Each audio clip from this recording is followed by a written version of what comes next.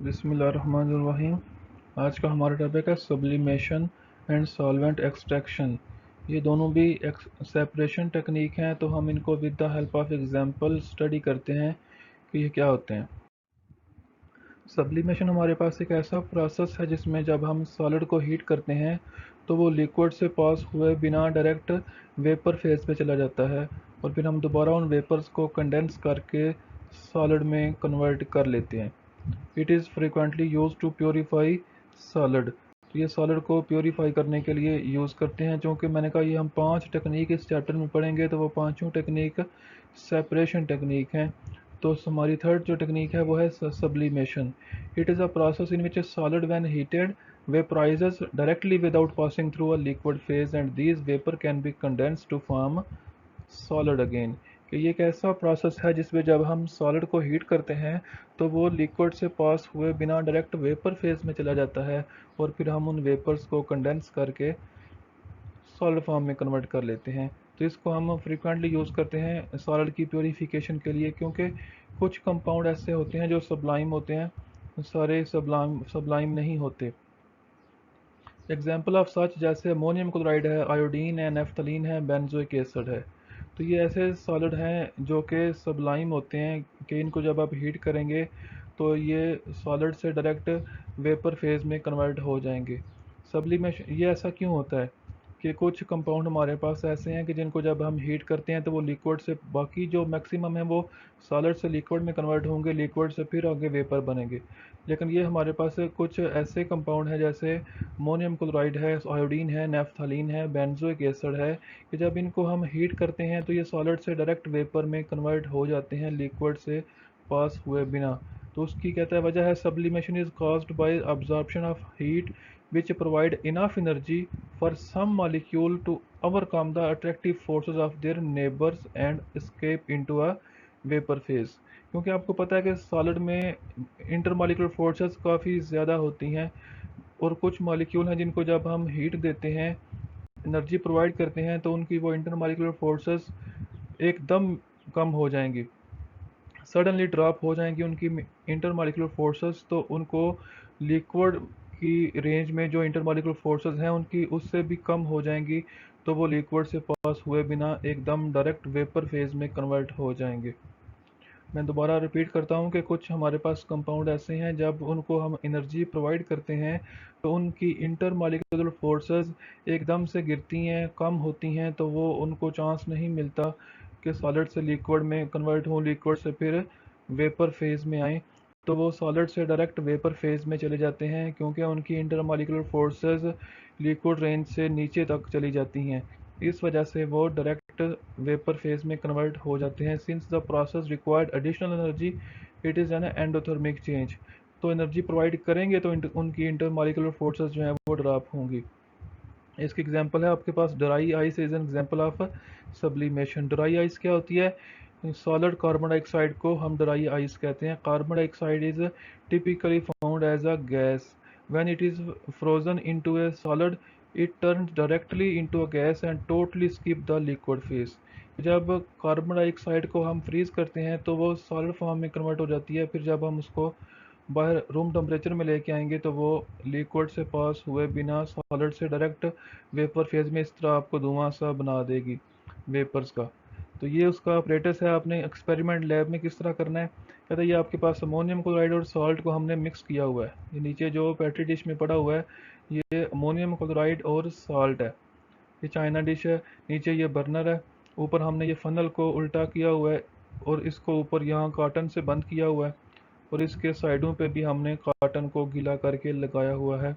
तो इस जो सॉल्ट और अमोनियम क्लोराइड को मिक्स किया हुआ है, जब इसको हम हीट करेंगे तो इसमें सॉल्ट तो वहीं रहेगा, लेकिन अमोनियम क्लोराइड ऊपर जो सॉलिड फॉर्म में था वो वेपराइज होकर ऊपर उड़ेगा, और यहाँ पे इस जो फनल है इसकी दीवारों के साथ चिपक जाएगा। क्योंकि बाहर कॉटन लगी हुई है, वो इसको ठंडा करके कंडेंस करके यहाँ पे चिपका देगी। जब आप इस फनल को ऊपर से अलहदा करेंगे तो इसके अंदर आपको वाइट सी वो अमोनियम क्लोराइड वेपर फेज से जो सॉलिड बन के यहाँ पे कंडेंस हुई है वो आपको यहाँ दीवारों पे नज़र आएगी, और नीचे आप देखेंगे साल्ट में मिनिमम रह जाएगी और मैक्सिमम जो है वो अमोनियम क्लोराइड वो ऊपर सब्लिमेट हो जाएगी। के बाद ये जब स्टॉपर आप ये लेयर जब बन जाएंगी, आप इस स्टॉपर को ओपन करें तो नीचे ये ईथर की लेयर है, इसको रिमूव करें यहाँ से। जब ईथर रिमूव हो जाए तो आप स्टॉपर को बंद कर दें। फिर जो ईथर होगा ये तो हाईली अवेपरेटिंग है, वोलाटाइल है, इसको आप रखेंगे तो ये खुद ब खुद अवेपरेट हो जाएगा, उड़ जाएगा। नीचे आपका वो कंपाउंड पड़ा होगा जो आप सेपरेट करना चाह रहे थे। Repeated extraction using small portion of solvent are more efficient than a single but larger volume of solvent। कि आप एक ही दफ़ा ज़्यादा क्वांटिटी में ईथर लेके उसको यूज़ ना करें, आप थोड़ा थोड़ा ईथर लेकर स्मॉल क्वांटिटी में बार बार इसको रिपीट करें। उसकी क्या वजह है, ये जब कंप्लीट करते हैं टॉपिक तो आपको उसकी वजह खुद ही समझ आ जाएगी। प्रिंसिपल इसका ये है, कहते हैं इससे हम इस टेक्निक को, ये आपकी पार्टिकुलरली तब यूज़फुल होती है जब आपका प्रोडक्ट वोलाटाइल हो या थर्मली अनस्टेबल हो। उसको थर्म हीट करेंगे तो अनस्टेबल है, डिकम्पोज हो जाएगा। तो फिर आप ये टेक्निक सॉल्वेंट एक्सट्रैक्शन यूज़ करते हैं, क्योंकि आपको यहाँ पे कोई भी किसी किस्म की हीट नहीं देनी पड़ती। इसका प्रिंसिपल क्या है, solvent extraction is equilibrium process. कि वो जो आपका सल्यूट था जो पहले एक्वस फेज़ में था, जब आपने उसको ऑर्गेनिक फेज़ दिया तो उसने खुद को डिस्ट्रीब्यूट कर लिया, दोनों में एक्विलिब्रियम एस्टेब्लिश कर ली। एंड फॉलोज द डिस्ट्रीब्यूशन और पार्टीशन लॉ। ये एक डिस्ट्रीब्यूशन या पार्टीशन लॉ है जिसकी बेस पे सल्यूट अपने आप को डिस्ट्रीब्यूट करता है दोनों फेज़ के अंदर। तो ये इंपॉर्टेंट शॉर्ट क्वेश्चन है, व्हाट इज़ डिस्ट्रीब्यूशन और पार्टीशन लॉ। ये लॉ क्या कहता है कि solute distribute itself between two immiscible liquids in a constant ratio of concentration. कि वो सल्यूट अपने आप को उन दोनों इमिसिबल लिक्विड में डिस्ट्रीब्यूट कर देगा irrespective of amount of solute added. कि वो सल्यूट कितना है, उसकी क्वांटिटी ज़्यादा है ये या कम है, इसके ऊपर डिपेंड नहीं करेगा। इसके इस इर्रेस्पेक्टिव वो जो सल्यूट होगा वो खुद को उन दोनों इमिसिबल लिक्विड मीन्स के वो लिक्विड आपस में मिक्स अप नहीं होंगे। सल्यूट पहले एक फेज़ में था, अब वो दोनों फेजेस में डिस्ट्रीब्यूट हो गया है और उसकी डिस्ट्रीब्यूशन भी कांस्टेंट है। सपोज अगर आपके पास 10 ग्राम था वो ऑर्गेनिक कंपाउंड एक्वस फेज में, तो जब आपने उसमें ईथर ऐड किया उसके बाद उसको शेक किया तो 10 में से 5 ग्राम ईथर में आ गया, 5 ग्राम एक्वस में ही रहा। तो अब आप ईथर को सेपरेट करके उसको एवेपरेट करेंगे तो 5 ग्राम आपके पास सेपरेट हो चुका है। अब आप दोबारा ईथर फ्रेश लेंगे नया, उसको उसके रिमेनिंग जो 5 ग्राम रह गया है एक्वस फेज में उसके साथ मिक्स करके शेक करेंगे, फिर उसको सेटल होने देंगे, उसकी लेयर बनेगी। तो 5 में से 2.5 फिर एक्वस में रह गया और 2.5 दोबारा चला गया ऑर्गेनिक फेज में। तो उसको फिर ईथर को सेपरेट करके उसको एवेपरेट करें, आपके पास 2.5 फिर आ गया, यानी कि 5 और 2.5 7.5 आ गया 10 में से। अब तीसरी दफ़ा दोबारा आप फ्रेश ईथर लेंगे, उसको फिर उस एक्वस फेज के साथ मिक्स करेंगे, शेक करेंगे, उसको अलो करेंगे सेटल होने के लिए। तो वहाँ पे 2.5 का दोबारा से आपके पास आ जाएगा हाफ एक्वस फेज में, फिर वहाँ से ईथर को करें सेपरेट, उसको एवेपरेट करें। तो इस तरह जब आप बार बार स्मॉल क्वांटिटी ईथर की रिपीट करेंगे तो आपके पास ज़्यादा अच्छा यील्ड आएगा, आपकी मैक्सिमम सेपरेशन हो जाएगी। This law is based on experimental evidence. कि ये ऐसे थ्योरेटिकल नहीं है, एक्सपेरिमेंटली ये किया हुआ है। एग्जांपल हम लेते हैं इसकी, distribution of iodine between two immiscible solvent. Iodine को हम करते हैं दो इमिसिबल सॉल्वेंट, एक कार्बन टेट्राक्लोराइड है और दूसरा हमारे पास वाटर है। तो आयोडीन जो है वो कार्बन टेट्राक्लोराइड में सॉल्युबल हो जाती है, लेकिन आयोडीन वाटर में सॉल्युबल नहीं होगी। इसलिए हम पानी में, वाटर में पोटाशियम आयोडाइड यूज़ करेंगे। तो पोटाशियम आयोडाइड जो है आई माइनस, ये I2 के साथ मिलकर, ये I माइनस और I2 मिलेंगे तो I3 बनेगा। ये I3 ट्राई आयोडाइड जो है वो एक्वस फेज में सॉल्युबल है और सिंपल I2 मॉलिक्यूलर आयोडीन जो है वो कार्बन टेट्राक्लोराइड में सॉल्युबल होगी। तो ये आपस इसमें दोनों में एक्विलिब्रियम एस्टेब्लिश कर लेती है। Water in the presence of potassium iodide एक हमारा सॉल्वेंट है और दूसरा है carbon tetrachloride CCl4। Iodine react with iodide ion to produce triiodide ion in a reversible reaction। ये आयोडीन है, ये जो वाटर में आयोडाइड था उसके साथ मिलकर आयोडाइड ट्राई आयोडाइड बना देगी। ये ट्राई आयोडाइड एक्वस मीडियम यानी कि वाटर सॉल्युबल होगा जब I3- होगा। जब सिंपल I2 मॉलिक्यूलर फॉर्म में होगा तो वो CCl4 कार्बन टेट्राक्लोराइड में सॉल्युबल होगा। कहते हैं at this point the rate at which iodine passes from CCl4 to water equal to the rate at which it passes from water to CCl4, कि CCl4 से वाटर में जा रहा है और वाटर से वापस CCl4 में जा रहा है, इन दोनों का रेट इक्वल हो जाएगा। जो हमने डिस्ट्रीब्यूशन लॉ में देखा कि इनकी रेशो, जो हमारा ऑर्गेनिक कंपाउंड है उसकी रेशो सेम हो जाएगी।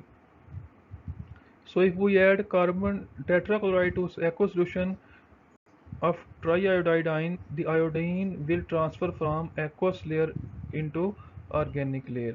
कि अगर हम कार्बन टेट्राक्लोराइड उसमें ज़्यादा करेंगे तो जो आयोडाइड था एक्वस मीडियम में वो आयोडीन बनकर ऑर्गेनिक मीडियम में चला जाएगा। एज ए रिज़ल्ट क्या होगा कि brown colour of tri iodide ion fades and purple colour of free iodine molecule appear in the organic phase. कि जो ब्राउन कलर था ट्राई आयोडाइड आइन का, इसका मतलब है ब्राउन कलर का होना कि ट्राई आयोडाइड आइन उसमें मौजूद है। तो उसके बाद आपने उसमें कार्बन टेट्राक्लोराइड और मज़ीद ऐड कर दिया, जिसकी वजह से ट्राई आयोडाइड वापस शिफ्ट हो गया आयोडीन में। तो आयोडीन तो सॉल्युबल होती है कार्बन टेट्राक्लोराइड में, वो वाटर में सॉल्युबल नहीं होती। तो फिर इसका मतलब है कि आयोडीन का जो पर्पल कलर है वो दोबारा से गाढ़ा होना स्टार्ट हो जाएगा, बनेगा। इसका मतलब है कि ब्राउन कलर कम हो गया है, पर्पल कलर ज़्यादा हो गया है, तो ट्राई आयोडाइड से आयोडीन की तरफ शिफ्ट हो गई है, यानी कि कार्बन टेट्राक्लोराइड में इसकी सॉल्युबिलिटी बढ़ती जा रही है। To achieve a good separation the two liquids are gently shaken to increase their area of contact.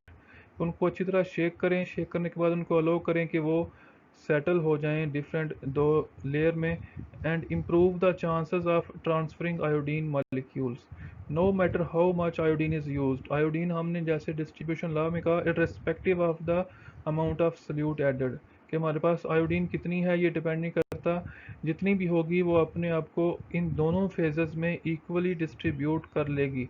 The ratio of final concentration is equilibrium is constant. The constant is called distribution coefficient K and is given by K is equal to I2 CCl4 over I3 aqueous। कि अगर अब water ज़्यादा add करेंगे तो iodine कम हो जाएगी, iodide बढ़ जाएगा। अगर आप CCl4 को ज़्यादा करते हैं तो आयोडाइड जो होगा वो शिफ्ट हो जाएगा आयोडीन की तरफ। तो इस तरह आपने आयोडीन को या आयोडाइड को सेपरेट करना हो तो आप ये दो इमिसिबल लिक्विड के साथ उनको शेक करके सेपरेट आउट कर सकते हैं। इसको हम कहते हैं सॉल्वेंट एक्सट्रैक्शन।